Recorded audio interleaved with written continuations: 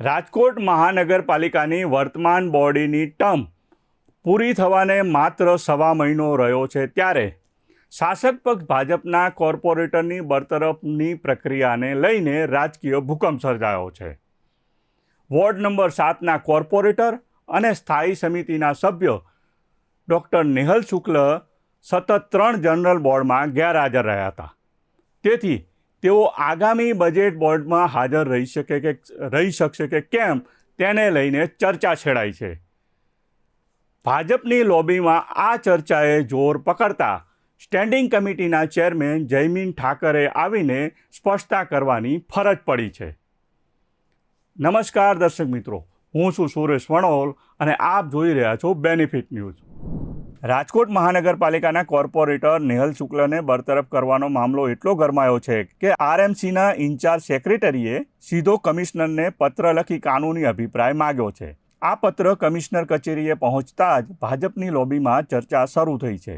Record મુજબ doctor Nehal શુક્લ તારીખ 20/9/2025, તારીખ 20/11/2025 અને તારીખ 20/1/2026ના જનરલ બોર્ડમાં ગેરહાજર રહ્યા હતા. જોકે આવતા સપ્તાહે સ્થાયી સમિતિ અને બાદમાં બજેટ બોર્ડ મળવાનું હોવાથી મામલો પેચીદો બની ગયો છે. ડૉક્ટર નેહલ શુક્લે આ મામલે કાઉન્ટર એટેક કરીને પોતાનો બચાવ કર્યો છે. તેમના જણાવ્યા મુજબ તેઓ 3 જનરલ બોર્ડમાં હાજર રહી શક્યા નથી, પરંતુ 6 મહિનામાં મળેલી સ્થાયી સમિતિની તમામ બેઠકમાં હાજરી આપી છે. એક્ટમાં માત્ર જનરલ બોર્ડનો નહીં પરંતુ કુલ મિટિંગની હાજરીનો ઉલ્લેખ કરાયો હોવાનો તેમણે દાવો કર્યો છે. તેવા સમયે નેહલ શુક્લના મામલાને લઈ ભાજપના સભ્યોના આંતરિક મતભેદો સપાટી ઉપર આવ્યા છે. તેથી ભાજપે તાત્કાલિક ડેમેજ કંટ્રોલ કરી નેહલ શુક્લ સાથે ભાજપના તમામ કોર્પોરેટરો હોવાનો સ્ટેન્ડિંગ કમિટીના ચેરમેને દાવો કર્યો છે. ખૂબ મારી ઉપર પ્રેમ અને આશીર્વાદ રહ્યો છે કે ઘણા બધા સારા કાર્યમાં હું નિમિત્ત બન્યો છું કાં સહભાગી બન્યો છું. જે ગઈકાલે નોટિસની વાત જાણવામાં આવી છે એમાં પણ મને એવું લાગે છે કે હું એક સારા કાર્યમાં નિમિત્ત બન્યો છું કે જીપીએમસી એક્ટનું સ્પષ્ટ અર્થઘટન થઈ જશે. જીપીએમસી એક્ટમાં સ્પષ્ટ એવું લખ્યું છે કે કોર્પોરેશન્સ મીટિંગ એટલે કોર્પોરેશનની સભા, એવો એનો ગુજરાતી અનુવાદ જે અધિકારીઓ કદાચ ફોલો કરી રહ્યા છે એનો થાય છે, પરંતુ કોર્પોરેશન મીટિંગનો અર્થ કોર્પોરેશનની બેઠક થાય. કોર્પોરેશનની બેઠકમાં સ્ટેન્ડિંગ સમિતિ પણ આવી જાય અને સામાન્ય જે કોઈ સમિતિઓ કોર્પોરેશન દ્વારા રચિત છે બધી આવી જાય. અને હું સ્ટેન્ડિંગ કમિટીની મિટિંગોમાં હાજર જ રહ્યું છું, જે રેકોર્ડ ઉપર છે. આનાથી પણ વધારે કે ઘણા બધા ન્યૂઝપેપર્સમાં એવું આવ્યું છે કે પોલિટિકલ મતભેદ કે રાજકારણ, એવું કશું છે નહીં. કારણ કે હું જ્યારે 20મી જનરલ બોર્ડ હતું 20 જાન્યુઆરીનું, ત્યારે આગલે દિવસે સાંજે 6 થી 7માં આ જ મેયર ચેમ્બરમાં મેયરશ્રી, સ્ટેન્ડિંગ કમિટીના ચેરમેનશ્રી, શહેર ભાજપના અધ્યક્ષશ્રી, અમારા કોર્પોરેશનના દંડકશ્રી અને સેક્રેટરી, આ બધા સાથે મિટિંગ કરી આ એક્ટનો સ્પષ્ટ અર્થઘટન એ વખતે કરી જ ચૂક્યા છીએ. પરંતુ અત્યારના જે ઇન્ચાર્જ સેક્રેટરી છે એ વખતે કદાચ મિટિંગમાં ગેરહાજર હતા અને એમને કોઈ એવું કીધું હશે કે તમારે આ સ્પષ્ટતા માંગવી જોઈએ, માટે એમણે માંગેલી છે. મારું બહુ સ્પષ્ટ માનવાનું છે ને જીપીએમસી એક્ટનો અર્થ આ જ થાય કે કોર્પોરેશન મિટિંગ એટલે એમાં સ્ટેન્ડિંગ કમિટીની મિટિંગ અને બાકીની બધી સમિતિઓની મિટિંગ આવી જાય અને એમાં મારી હાજરી છે જે રેકોર્ડ ઉપર પ્રમાણિત છે. પોતાની સેફ સાઇડ માટે માગ્યો હશે, કારણ કે એમને કોઈ એવી સલાહ આપી હશે જે મારી ધ્યાનમાં આવ્યું છે કે સેક્રેટરીની ફરજ છે કે એમને કમિશનરને પત્ર લખવો જોઈએ. આવું સાદી રીતે હું સમજી રહ્યો છું. હું કોર્પોરેશનમાં ચૂંટાઈને આવ્યો ત્યારથી સ્ટેન્ડિંગ કમિટીનો મેમ્બર મને અમારી પક્ષે બનાવ્યો છે અને છેલ્લા 5 વર્ષથી મારી જે કોઈ જવાબદારી છે એ નિષ્ઠાપૂર્વક નિભાવવાનો પ્રયત્ન કરતો આવ્યો છું. અને હું બહુ સ્વયંસ્પષ્ટ છું, કાયદાનો હું પણ સ્નાતક છું અને મારી સમજણ બહુ ક્લિયર છે કે કોર્પોરેશન મિટિંગનો અર્થ થાય કોર્પોરેશનની બેઠકો, અને બેઠકમાં બધી જ સમિતિ અને સ્ટેન્ડિંગ કમિટીનો પણ સમાવેશ થાય અને જેમાં મારી હાજરી છે. એટલે કન્ટિન્યુ 3 મહિનાની ગેરહાજરીનો કોઈ પ્રશ્ન નથી. ઉલટાનું જે આ એક્ટ છે એમાં પહેલી કોલમમાં એવું લખ્યું છે કે 6 મહિના સુધી કોઈની ગેરહાજરી હોય તો, પરંતુ એમાં રજા રિપોર્ટ મંજૂર કરાયો હોય તો એની સળંગ ગેરહાજરી ન ગણવી. અને મારા જનરલ બોર્ડના દરેક વખતે મેં રજા રિપોર્ટ મંજૂર કરાવેલા છે. એ રાજકીય દ્વેષનો વિષય એટલા માટે નથી કે આ જ્યારે અમારે બેઠક થઈ અને આ બધું આખો અમે અભ્યાસ કર્યો ત્યારે રાજકોટના શહેર અધ્યક્ષશ્રી, માધવભાઈ પણ હાજર હતા, સ્ટેન્ડિંગ કમિટીના ચેરમેન જયમીનભાઈ પણ હાજર હતા, અને મેયર ચેમ્બરમાં મેયર શ્રી નૈનાબેન હાજર હતા, મનીષભાઈ રાડિયા હાજર હતા અને લીલુબેન જાદવ હાજર હતા. એટલે બધા જ કોર્પોરેશનના પદાધિકારીઓ અને અધ્યક્ષ આ બધા સાથે મિટિંગ કરી. એમણે જે તે વખતે અત્યારના ઇન્ચાર્જ સેક્રેટરી રજા ઉપર હતા, એટલે જે બાકીના પાસે ચાર્જ હતો એમનું પણ સ્પષ્ટ એવું માનવાનું હતું. પ્રશ્ન તો જે સાચા મને લાગે છે હું મારી હૃદયની અને મારી જે સમજણ છે એ મુજબ ઉઠાવતો રહ્યો છું ને ઉઠાવતો રહેવાનો છું. અને એમાં કોઈ શાસક પક્ષ કે વિરોધ પક્ષનો વિષય જ નથી. લોકોના હિતની વાત જ્યારે હોય છે ત્યારે બધા પક્ષોએ સહમત જ થવું હોય છે. અને ભારતીય જનતા પાર્ટીની વિચારસરણી હંમેશા લોકો માટેની જ રહી છે. એટલે આમાં કોઈ રાજકીય કાવાદાવા હોય એવું મને લાગી રહ્યું નથી. ના, નથી. ભાજપના ઘરના કોઈ ઘાતકીઓ નથી. કારણ કે મેં તમને કીધું એમ, જ્યારે હું રજા ઉપર ગયો ત્યારે આ વિષય ધ્યાનમાં હતો અને કોર્પોરેશનના મેયરશ્રીની ચેમ્બરમાં સ્ટેન્ડિંગ કમિટીના ચેરમેન જયમીનભાઈ, રાજકોટના શહેર અધ્યક્ષ માધવભાઈ, મેયર શ્રી નૈનાબેન, શ્રી મનીષભાઈ, લીલુબેન જાદવ અને સેક્રેટરી આ બધા સાથે ચર્ચા થઈ અને આ વાત આખી થઈ છે કે હું જઈ શકું છું. મારે 3 બોર્ડનો કોઈ વિવાદ આવતો નથી. સારું છે, એક સાથી કાર્યકર્તા બીજા સાથી કાર્યકર્તાના વખાણ કરે તો ખૂબ સારી વાત છે. ના, એવો કોઈ વિષય નથી. એકબીજાનું સારું કાર્ય હોય એને બિરદાવવાનું જ હોય. એટલે સ્મિતના અર્થઘટનનો પોઝિટિવ કરીએ તો વધારે સારું.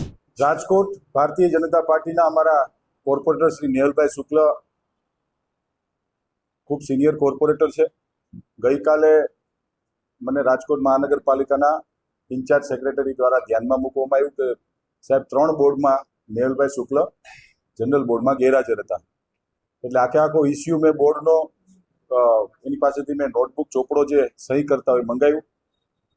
3 બોર્ડમાંથી એક બોર્ડની અંદર નેહલભાઈ શુક્લે રજા રિપોર્ટ મૂક્યો છે.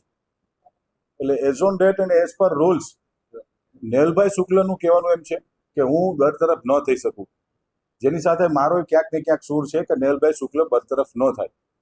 પરંતુ સેક્રેટરી શ્રી સાથે મારી જે વાતચીત થઈ મુજબ બીપીએમસી એક્ટ અને જીપીએમસી એક્ટ મુજબ રજા રિપોર્ટ મૂક્યા બાદ પણ એમનું કહેવાનું એમ છે કે ભાઈ 3 વખત ગેરહાજર રહીએ તો આપણે અમારી ફરજની જે કાર્યવાહી કરવી પડે. આ કાયદાકીય અને ટેકનિકલી મુદ્દો છે. નેહલભાઈ શુક્લની સાથે ભારતીય જનતા પાર્ટીના સૌ કોર્પોરેટરો, સૌ સંગઠન અમે નેહલભાઈની સાથે છીએ.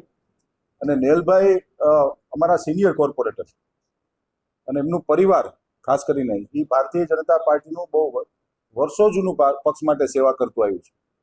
પરંતુ આ ટેકનિકલ મુદ્દો છે એટલે હવે હું મહાનગરપાલિકાની કાયદા શાખાની અને સેક્રેટરી બ્રાન્ચને મારી બજેટની બેઠક પૂરી થઈ ગયા બાદ બોલાવવાનો છું.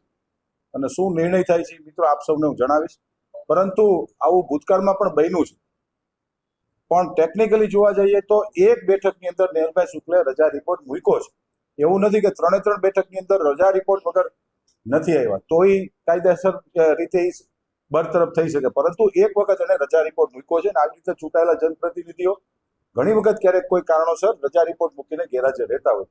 શું વિષય છે એ હવે કાયદાકીય વિષય છે. હું મારી કાયદા શાખાને માર્ગદર્શન લઈને જરૂરથી આપને જણાવીશ. ધર્મિષ્ઠાબાનો જ્યાં સુધી મને નોલેજ છે અને મને જ્યાં સુધી ખ્યાલ છે ત્યાં સુધી એને રજા રિપોર્ટ નહોતો મૂક્યો. 3 બોર્ડમાં એ ગેરહાજર હતા અને રજા રિપોર્ટ વગર મારા ધ્યાનમાં છે ત્યાં સુધી, હું કદાચ રોંગ પણ હોઈ શકીશ, મારા ધ્યાનમાં છે ત્યાં સુધી એને રજા રિપોર્ટ નહોતો મૂક્યો એટલે બરતરફ કરવામાં આવ્યો. એટલે એણે મને પણ કહ્યું છે, ગઈકાલે બજેટની મિટિંગની અંદર અમે મિટિંગ પૂરી થઈ ગયા બાદ બેઠા હતા હું ને નેહલભાઈ શુક્લ, મને પણ કહ્યું છે. એટલે મેં જેમ કીધું એમ અત્યારે રાજકોટ મહાનગરપાલિકાનું બજેટની સમીક્ષા બેઠક ચાલુ છે. એટલે સવારથી રાત સુધી કન્ટિન્યુ બેક ટુ બેક અધિકારીઓ અને વિભાગ વાઇઝ મારી મિટિંગો લઉં છું.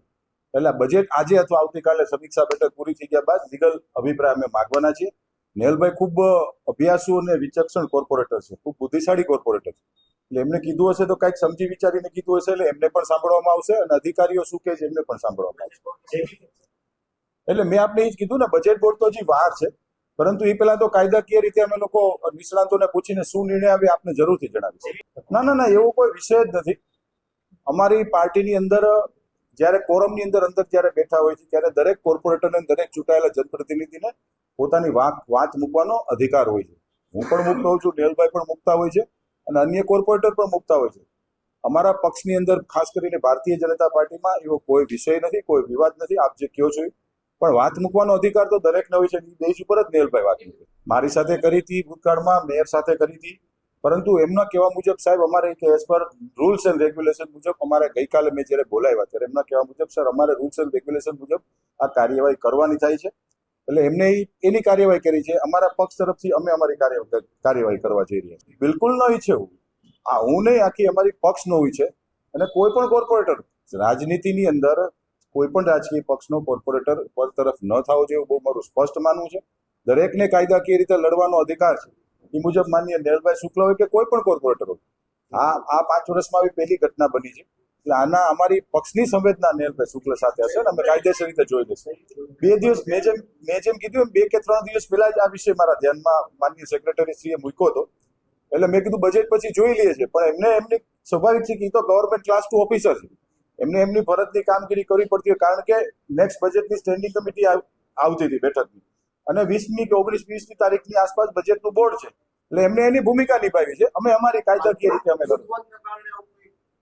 1/2% જૂથવાદ રાજકોટ મહાનગરપાલિકામાં ક્યાંય કોઈ પણ જાતનો જૂથવાદ છે જ નહીં. મેં પહેલા જ કીધું છે કે નેહલભાઈ શુક્લ અમારા કોર્પોરેટર છે, ભારતીય જનતા પાર્ટીના કોર્પોરેટર છે, અને 66માંથી 65 કોર્પોરેટર નેહલભાઈ શુક્લ સાથે છે. આમાં મ્યુનિસિપલ કમિશનરનો સેક્રેટરીએ જે પત્ર લખ્યો છે અને માર્ગદર્શન માંગ્યું છે, કાયદાકીય રીતે મેં પહેલા જ કીધું કે 66માંથી એક નેહલભાઈને બાદ કરતા 65 કોર્પોરેટર નેહલભાઈ શુક્લની સાથે અમે રહેવાના. નહીં, એવું ન હોય. પકડ તો બધાની હોય છે, તંત્ર ઉપર પકડ ભારતીય જનતા પાર્ટીની હોય છે. પરંતુ મેં જેમ કીધું એમ કે કોઈ પણ સનદી અધિકારી હોય કે કોઈ પણ ક્લાસ 1 ઓફિસર હોય છે, એને એની કામગીરીના ભાગરૂપે એને એની કામગીરી કરી છે. હવે અમે કાયદાકીય રીતે હું મારી લીગલ બ્રાન્ચને બોલાવી અને જાણી અને ચોક્કસથી આપને જણાવી. એઝ પર માય નોલેજ મેં જેટલી જાણકારી ગઈકાલે રાત્રે 8 વાગે મિટિંગ પૂરી થઈ ગયા બાદ થોડી ઘણી માહિતી મારી પાસે છે, ત્યાં સુધી બરતરફ ટેકનિકલી નથી થતા. કારણ કે મેં જેમ કીધું એમ 3 બોર્ડમાંથી 1 બોર્ડમાં એને રજા રિપોર્ટ મૂક્યો છે. એટલે બીપીએમસી અને જીપીએમસી એક્ટના કાયદાઓ જોઈ અને જાણી અને જરૂરથી આપને કહીશ, બરતરફ મારા નોલેજ મુજબ નેહલભાઈ શુક્લ નથી થતા.